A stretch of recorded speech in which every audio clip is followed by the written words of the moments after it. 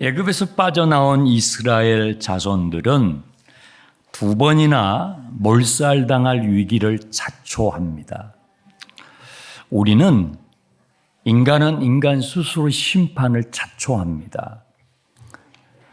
출애굽에서 첫 해에 시내산에서 금송아지 우상을 만드는 바람에 멸망을 자초했었고, 오늘 본문 우리가 읽은 민수기서 14장 출애굽 두 번째 해에 바란 광야 가데스에서 약속의 땅 앞이죠. 정탐하고 돌아온 10명의 부정적인 보고에 저들의 감정이 휩싸이면서 또한 위기를 자초하게 됐습니다. 4절에 보시면은 애굽으로 돌아가자. 이스라엘 자손들이 광야에서 어려울 때마다 힘들 때마다 애굽으로 돌아가자 그런 원망을 하는데요. 이 말은요, 하나님과 언약을 파기하는 선언이에요. 더 이상 하나님과 관계를 맺고 싶지 않겠다는 그 관계의 파기를 표현하는 것입니다. 출애굽의 하나님을 완전히 부정해버리는 그런 선언인 것입니다. 여러분 한번 입장을 바꿔 생각해 보세요. 하나님의 마음이 얼마나 분노가 생기겠어요. 그 광야에 온 이스라엘 백성들이 이렇게 하나님 앞에 반응을 할 때 얼마나 분노가 일어나겠습니까? 제가요, 여러분들도 마찬가지일 텐데요. 구약 성경을 읽다 보면 이스라엘 자손들은요, 아무리 이쁘게 봐주려고 해도 이게 안 돼요. 정말 좋은 쪽으로 봐주려고 해도 어떻게 이런 인간들을 택하셨을까? 하나님께서 이 세상에 참 많은 민족이 있잖아요. 우리 한국 한민족을 선택하셨으면 이 정도는 아닐 텐데 그런 생각 안 듭니까? 정말 아무리 좋게 봐주려고 해도 꼴불견이고 자격이 없다. 너무 자격이 없다라는 생각을 하게 됩니다. 그런데 이런 이스라엘 자손들이요, 몰살당할 뻔했는데 이 위기를 모면하게 돼요. 어떻게 그렇게 되죠? 오늘 본문 말씀 11절 위에 소제목이 있어요. 여러분 성경을 읽으시다가 소제목을 보시면서 읽으시면 맥을 놓치지 않고 따라갈 수가 있는데요. 소제목이 이렇게 되어 있습니다. 모세가 백성을 두고 뭐 했어요? 기도했어요. 이 모세의 기도로 말미암아 망할 수밖에 없었던 이스라엘 자손들이 모면하게 됩니다. 잠깐 화면을 띄워주시기 바랍니다. 이 모세의 기도는요, 자신을 위한 기도가 아니에요. 나 자신을 위한 기도가 아니었어요. 멸망받을 수밖에 없는 하나님의 심판을 자초한 타인을 향한 기도. 여러분, 이 타인을 향한 기도를 중보기도라고 그래요. 중보기도. 인터세션 프레이어라고 그러죠. 인터는 어느 사이로 들어간다는 뜻이죠. 심판하시는 하나님과 그 심판을 받을 수밖에 없는 인간 사이로 들어가서 그 말이에요. 하나님과 그 심판을 받을 수밖에 없는 그 대상 사이로 들어가서 그를 위하여 기도하는 기도를 중보기도라고 하는 것입니다. 나를 위한 기도가 아니에요. 정말 기도가 필요한 누군가를 위해서, 타인을 위해서 기도하는 기도입니다. 바로 이것이 오늘 본문에 나와 있는 모세의 기도예요. 그 내용을 살펴보겠습니다. 13절 이하에 모세는 이렇게 기도합니다. 모세가 여호와께 여짜오되 이 애굽인 중에서 주의 능력으로 이 백성을 인도해 내셨는데 그리하시면, 하나님 그렇게 심판하시면 그거죠. 하나님께서 이들을 심판하시게 되면 그때에 하나님의 이름이, 하나님의 명성이 어떻게 되겠습니까? 14절 이 땅 거민에게 전하리이다. 주 여호와께서 이 백성 중에 계심을 그들이 들었는데 주위에 있는 나라의 사람들이 그 하나님의 출애굽의 구원의 소식을 다 들었는데 그 소문이 멀리 퍼지게 되었는데 곧 주 여호와께서 대면하여 보시고 주의 구름으로 불기둥으로 구름기둥으로 이스라엘 자손들을 광야에서 여기까지 인도하셨다는 소문을 그 주변에 있는 민족들이 들었는데 이렇게 하시면 15절 이제 주께서 이 백성을 하나같이 죽이신다면 심판하신다면 주님의 명성이 어떻게 되겠습니까? 주님의 이름이 어떻게 되겠습니까? 여러분 기도하실 때에 뭘 붙잡고 기도하세요? 예전에 우리 선배님들은요 나무 뿌리를 잡고 막 기도를 하셨대요. 그래서 기도가 끝나고 나면 나무 뿌리가 뽑혀가지고 있었다는 얘기 들어보셨나요? 여러분은 기도하실 때 무엇을 붙잡고 기도하십니까? 모세는요 주님의 이름을 붙잡고 기도해요. 주님의 이름이 어떻게 되겠습니까? 여러분 기도하실 때 주님의 이름을 붙잡고 기도하시길 바랍니다. 17절에요. 이제 구하옵나니 이미 말씀하신 대로 모세는 주님께서 이미 말씀하신 주님의 약속을 붙잡고 기도합니다. 주님이 우리에게 이미 말씀하셨잖아요. 약속의 땅을 허락하시겠다고 약속해 주셨잖아요.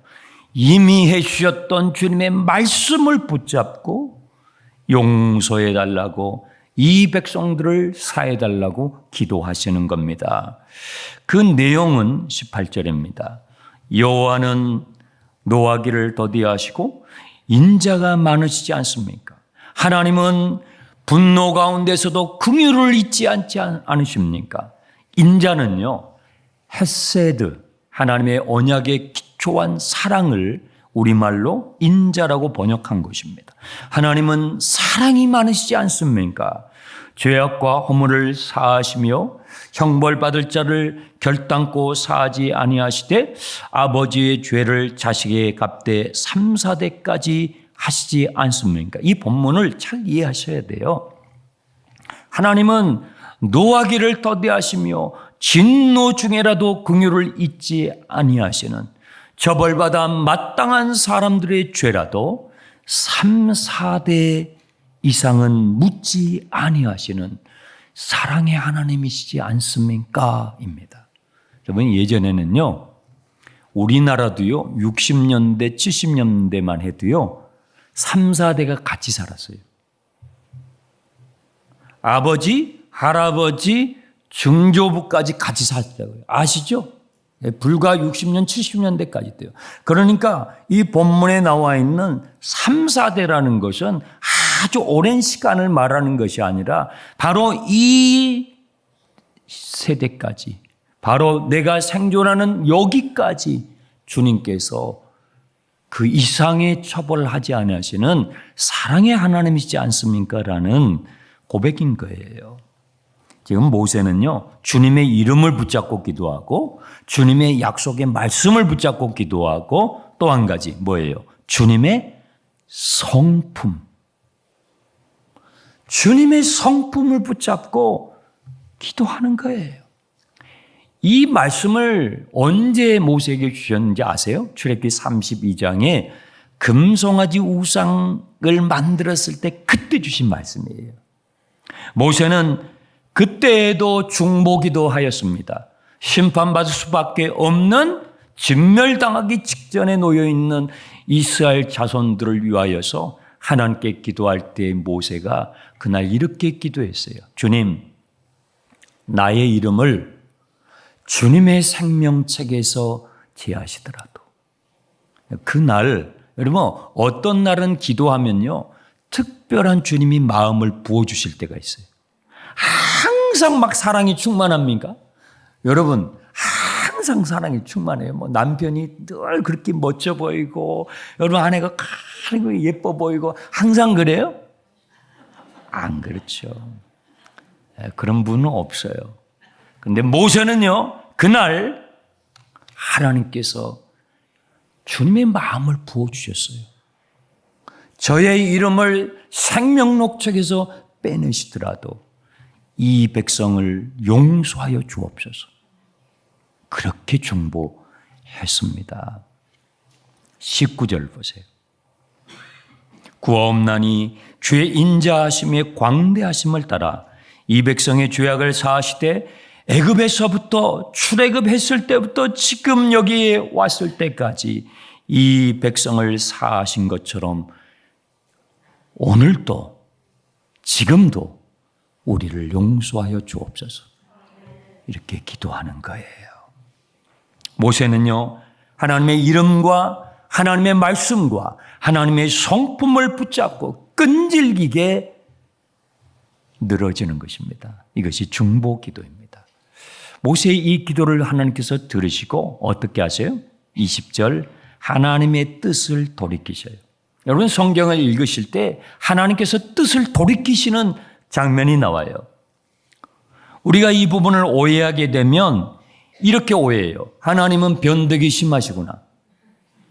어떻게 하나님이신데, 어떻게 한 인간이죠. 한 인간이 몇 마디 기도했다고 어떻게 하나님이신데 자신의 뜻을 돌이킬 수 있는가? 하나님은 참 변덕이 심하시네. 어떻게 변덕이 심한 하나님을 내가 인생에 평생토록 그분을 믿고 따라갈 수 있지? 하면서 오해할 수 있다고요. 여러분 하나님은 변덕쟁이일까요? 지금 그것을 말하는 걸까요? 전혀 그렇지 않습니다. 우리는 오해하면서 하나님 이러시니까요 인간들이 하나님을 무시하는 거예요. 그래서 하나님이 무시당하는 거예요 라고 하나님 입장에서 생각할 때도 있습니다. 전혀 그렇지 않습니다. 모세의 기도가 하나님의 뜻을 돌이킨 것은요, 그의 기도가 하나님의 마음에 합당했기 때문입니다. 하나님은 우리를 멸하고 싶은 분이 아니십니다. 하나님은 우리를 즐겨 심판하고 싶으신 분이 아닙니다. 하나님은 우리가 잘못했을 때마다 몽둥이를 들고 따라다니면서 너희놈 하면서 이런 분이 아니셔요. 만약에 여러분 자식이 진짜 매맞을 짓을 했어요. 정말 매맞을 짓을 했어요. 아버지가 매를 들죠. 자식에게 매를 드는 것을 정말 좋아하는 부모는요, 비정상이에요. 정상 아닙니다. 어떤 부모가 그런 부모가 있겠습니까? 100번, 1000번을 매를 맞아도 싼 자식이지만, 정말 매를 맞아도 싸요. 그런 자식이지만 매를 들어야만 하는 아버지의 마음은 어떨까요? 들어보셨죠? 해철이 들어보셨죠? 더 아픕니다. 참고 매를 들 때에 그 사정을 누구보다 잘 아는 엄마가 있잖아요. 엄마가. 저 몽둥이를 맞으면 내 자식이 죽을 것 같아요. 오늘 뭐 하나 부러질 것 같아요. 그러면 그 사정을 아는 아빠의 사정도 알고 매 맞아야 할 자식의 사정도 아는 엄마가요, 아버지 매를 잡고요 사정하는 거예요. 봐달라고. 나를 봐서라도 용서해 주라고. 한 번만 더 용서해 주라고. 매어 달리는 거예요. 그러면 아버지는 매를 거둡니다. 그러면 아버지가 변덕쟁이입니까? 아버지가 변덕쟁이여서 그렇습니까? 아닙니다. 그것이 사랑입니다. 그것이 하나님의 사랑인 것입니다. 여러분 성경은요, 하나님의 사랑의 말씀인 것입니다. 자격 없는 자들에게, 자격 없는 전혀 자격 없는 우리 인생들을 향하여 베푸시는 하나님의 놀라운 사랑 복음인 것입니다. 여러분 주보에 보시면요. 한번 꺼내보세요. 다 있을 거예요. 주보에. 이게 뭐냐면 내일부터 시작하는 석주 동안 있는 한품새, 한영혼 품기 특별 새벽기도에 여러분 출석부입니다. 여러분이 출석하시게 되면 여기에 먼저 체크하시고 내일 또 1층에 오시면 각 목장별로 체크를 하셔요. 그러니까 출석부가 2개인 거죠. 목장 또 여러분 개인.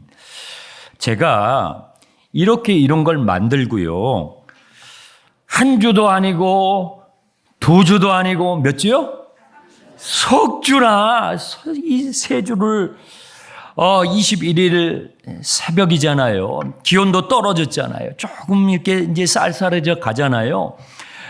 이걸 해야 되나 말아야 되나 이렇게 이걸 가지고 이 기도 제목을 가지고 주님 앞에 와서 제가 기도를 해요. 여러분에게 광고하기 전에 말입니다.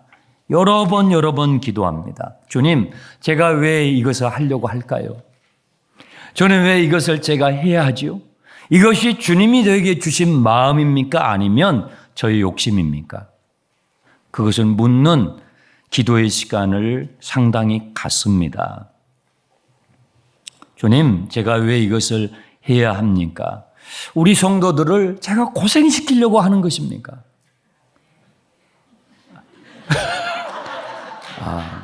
이 아멘은 통과입니다.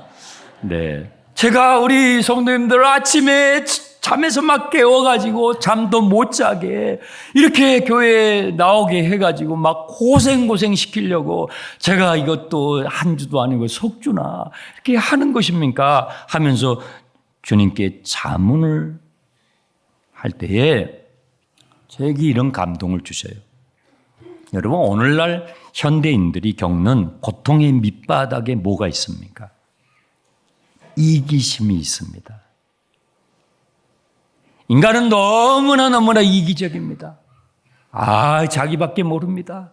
자식도, 부모도, 남편도, 아내도. 인간이 얼마나 이기적인지요. 그런데요, 그렇게 우리가 이기적인 죄성을 가지고 있는데 그걸로도 모자라서요. 제4차 산업 디지털 문명은 어떻습니까? 우리를 더욱더 이기적으로 만들어가고 있습니다. 내가 보고 싶은 것만 봐요. 내가 듣고 싶은 것만 들어요. 그러니까 어떻게 되죠? 나와 타인, 나와 다른 사람은요, 나에게 다가올 수 없을 만큼 차단되는 거예요.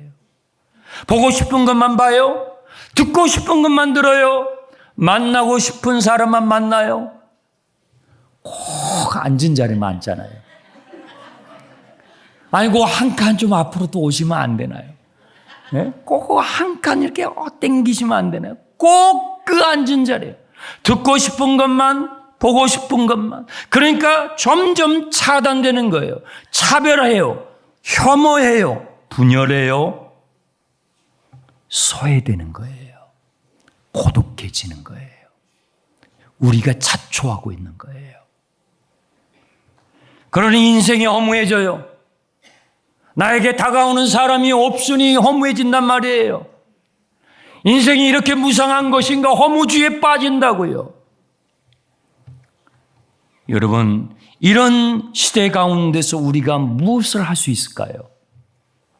물론 여러분, 에이펙과 같은 그런 회의나 유엔 총회나 그런 것도 해야 합니다. 하지만 오늘 우리 일상의 삶 가운데서 저와 여러분이 할 수 있는 것이 뭐가 있겠습니까? 매우 중요한 것을 할 수 있습니다. 이 세상을 변화시킬 수 있는 매우 중요한 것을 할 수 있습니다. 그것이 무엇입니까? 우리의 이기심을 넘어서고자 하는 거룩한 일상을 만들어가는 것입니다. 우리 안에 섭섭히 격혀이 쌓여가는 정말 딱딱하게 굳어져가는 이 이기심의 감방에서 우리가 넘어서려고 하는 우리의 거룩한 루틴을 만들 필요가 있습니다. 나를 위해서 기도하는 것이 아닙니다. 타인을 위해서 기도하는 것입니다. 자격이 없는 누군가를 위해서 기도하는 것은요, 쉬운 게 아니에요. 여러분 자신을 위한 기도 제목도 많잖아요. 여러분 자신을 위해서 기도하는 것도 쉽지 않은데 더더군다나 타인을 위해서, 다른 사람을 위하여 중보 기도한다는 것, 한 영혼 품기, 한 품새. 한 영혼 품기, 한 품새 특별 새벽 기도예요. 타인을 위해서 기도하는 것은 더 쉽지 않은 것입니다. 우리 시대의 정신에 맞지 않아요. 시대의 분위기에 맞지 않아요. 시대의 정서에 맞지 않아요. 시대의 문화에 맞지 않아요. 우리가 누군가를 위하여, 타인을 위하여 기도할 때 여러분, 우리 안에 있는 이기심을 극복해 갈 수 있는, 우리 안에 쌓여가는 이 이기적인 이 욕망을, 이 정욕을, 이 죄성을 완화시켜 갈 수 있는 거룩한 루틴이 되지 않겠습니까? 저는요, 저희 삶을 돌아보면 제 삶 가운데서도 위기에 직면하는 순간들이 많이 있었습니다. 그때에 누군가가 저를 위해서 끈질기게 모세와 같이, 모세처럼 주님의 이름을 붙잡고 주님의 말씀을 붙잡고 주님의 그 성품을 붙잡고 저를 위해서 기도해 주심으로 그 위기를 넘어갔던 경험이 여러 번 있습니다. 여러분도 있죠? 여러 번 있습니다. 여러분의 기도를 필요로 하는 사람은 누구입니까? 그 사람이 여러분의 남편일 수 있고 여러분의 아내일 수 있고 연로에 가시는 여러분의 부모님일 수 있고 아직도 어리기만 보이는 여러분의 자녀일 수 있고 여러분의 친구일 수 있고 여러분의 직장의 동료일 수 있고 여러분 앞뒤 좌우에 계시는 성도일 수 있고 중보 기도는요, 이타적 기도입니다. 나를 위한 기도가 아니에요. 타인을 위한 기도예요. 타인에게 초점을 맞춘 기도예요. 그런데요, 그 중보 기도의 시간은, 그 기도의 열매는요, 고스란히 나에게로 돌아와요.